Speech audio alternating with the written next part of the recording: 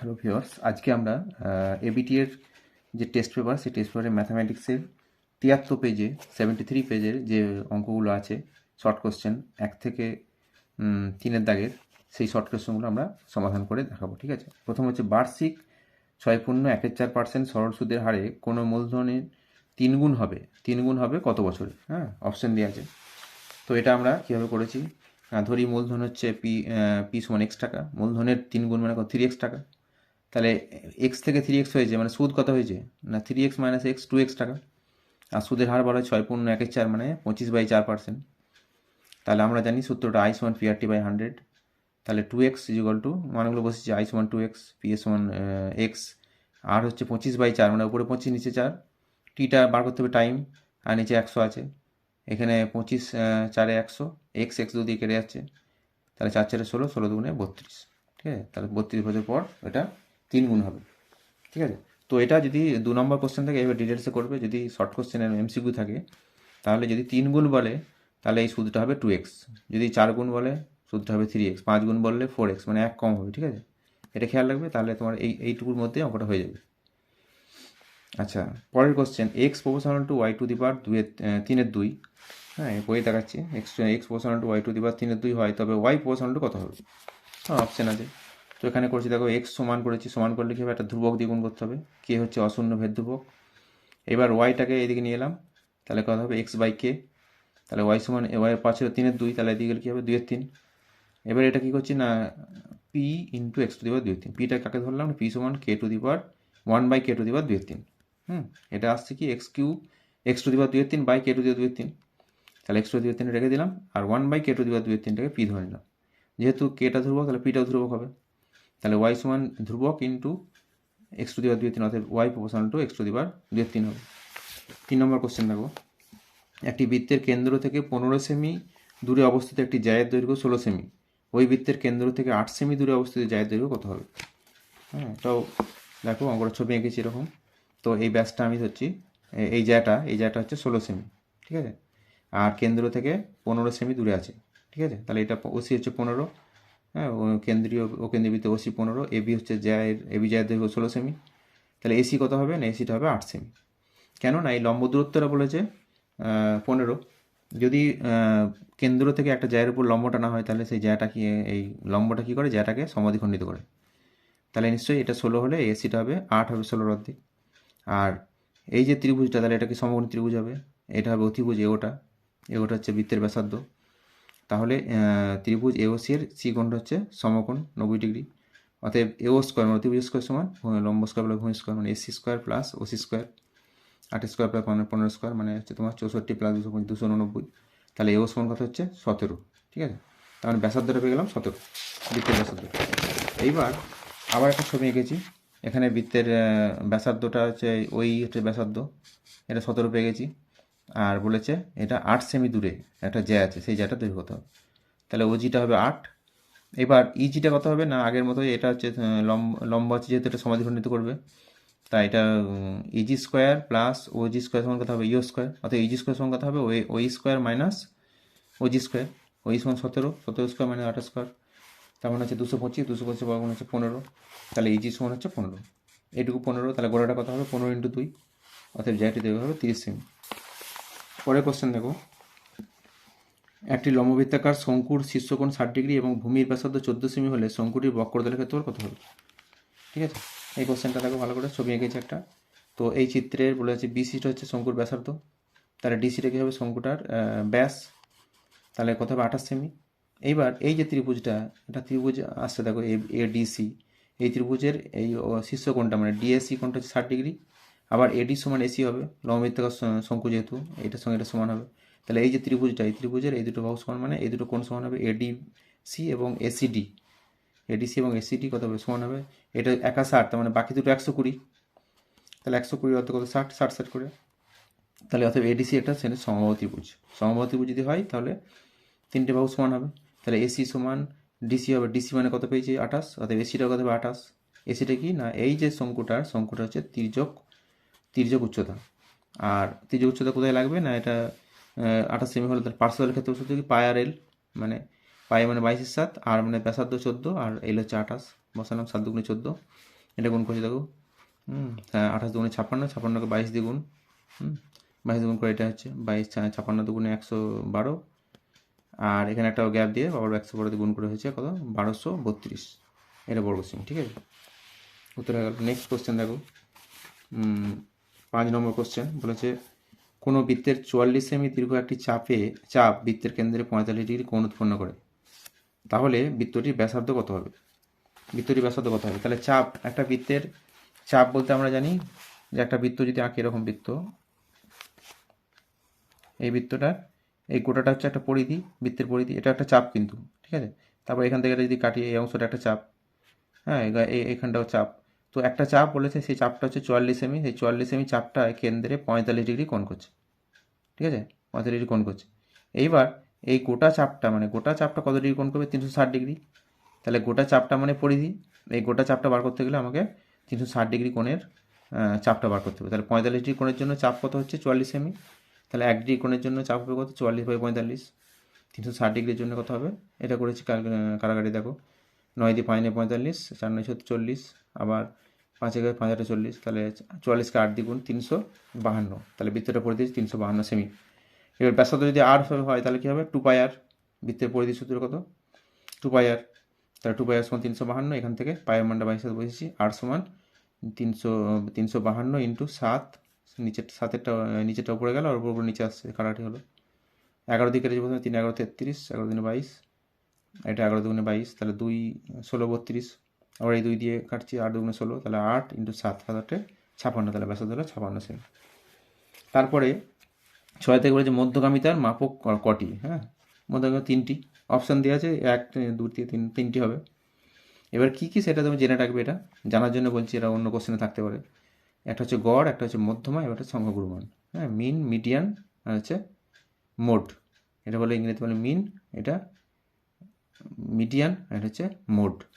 ঠিক আছে, এইবার 2-এর দাগের 2-এর অঙ্কটা, 2-এর দাগের 2-এর অঙ্কটা দেখো, শূন্যস্থান, এই যেটা 4 plus √15 two the power 3/2 plus 4 minus √15 two the power 3/2 equal to K into √10 হলে কে এর মান কত? ঠিক আছে, এই অঙ্কটা দেখো ভালো করে।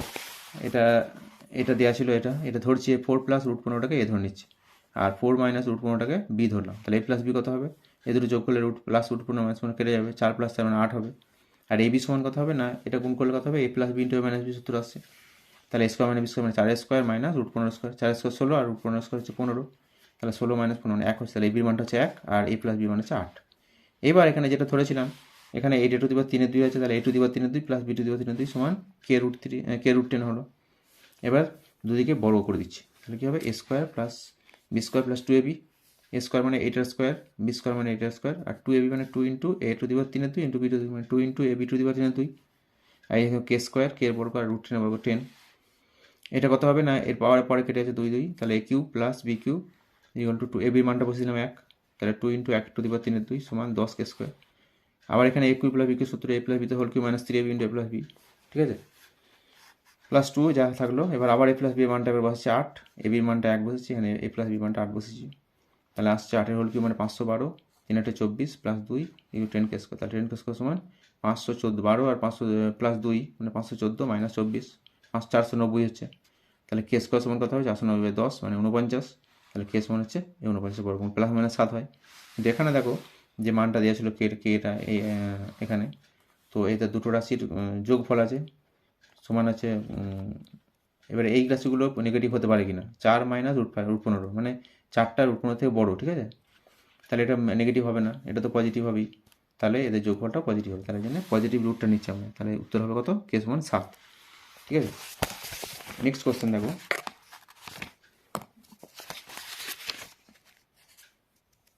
নেক্সট কোশ্চেন বলা হয়েছে যে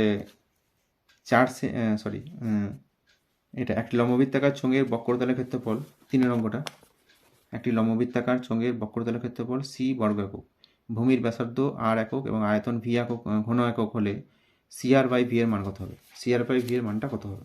ঠিক আছে, তো এখানে আমরা করেছি, দেখো ভূমির ব্যাসার্ধ আর একক, তাহলে ধরি উচ্চতাটা হচ্ছে এইচ একক।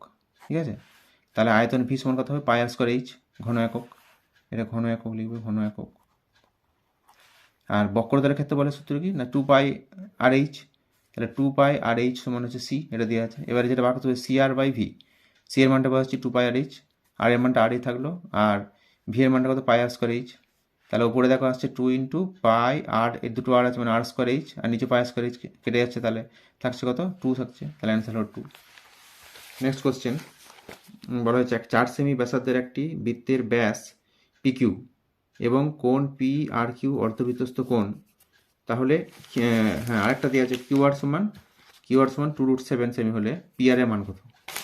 ঠিক আছে, এটা ছবি এঁকেছি দেখো, এটা পিকিউটা বৃত্তের ব্যাস, আর পিকিউটা সমান দেওয়া আছে, কিউআর দেওয়া আছে, কিউআরটা কত দেওয়া আছে না 2.7 সেমি।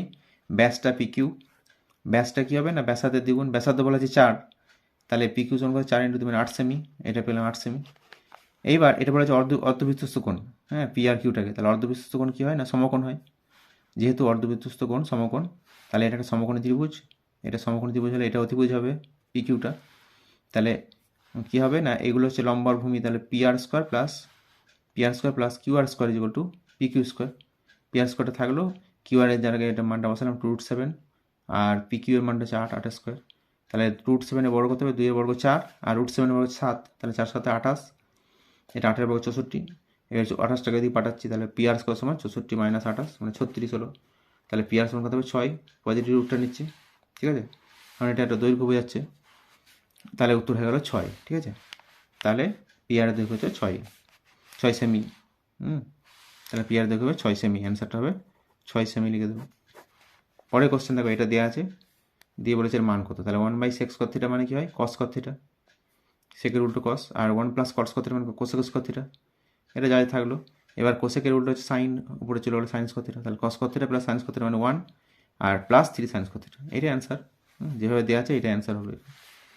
পরের কোশ্চেন দেখো, এখানে বলেছে 16, 15, 17, 16, 15, x 19 তথ্যের সংখ্যাগুরু মান 15 হলে x এর মানটা কত হবে। সংখ্যাগুরু মান মানে আমরা কি জানি যে সংখ্যাগুরু মান হচ্ছে যে সংখ্যাটা মানে তথ্যের মধ্যে, রাশি তথ্যের মধ্যে যেটা বেশি সংখ্যক থাকবে, যার পরিসংখ্যাটা বেশি হবে, যেটা বেশি সংখ্যায় থাকবে তাকে বলে সংখ্যাগুরু মান। তো এখানে দেখছি আমরা 15 দুটো আছে, 16 দুটো আছে, তাহলে যদি x এর মানটা যদি 16 হয় তাহলে 16টা হবে 16 3টে হয়ে যাবে, আবার x এর মান যদি 15 হয় তাহলে 15 3টে হবে। এখানে উত্তর যেহেতু বলেছে সংখ্যাগুরু মান হচ্ছে 15, তাহলে নিশ্চয়ই x এর মানটা 15 হতে হবে, কারণ যদি অন্য কিছু হয় তাহলে 16টাও সংখ্যাগুরু হবে, 16 তো দুটো 15 দুটো থাকছে, সেই জন্য x এর মানটা কী হবে 15।